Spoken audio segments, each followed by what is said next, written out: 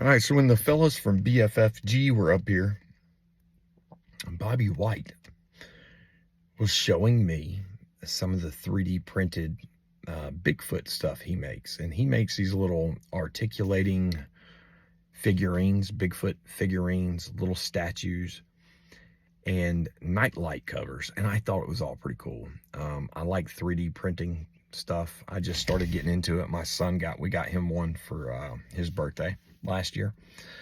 So I thought it was pretty interesting. So he's making these things and selling them. So if you guys are interested, I don't mind at all supporting people that do stuff like this. None of it goes to us. Just helping friends out that make pretty cool stuff. And I know most people that are into Bigfoot, they like Bigfoot toys and paraphernalia and shirts and hats and the whole 9 yards.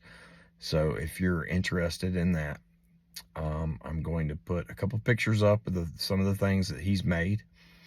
And then his Facebook page and his email where you can reach him directly if you're interested in the things that he makes. But just take a look if you want. Talk to y'all later.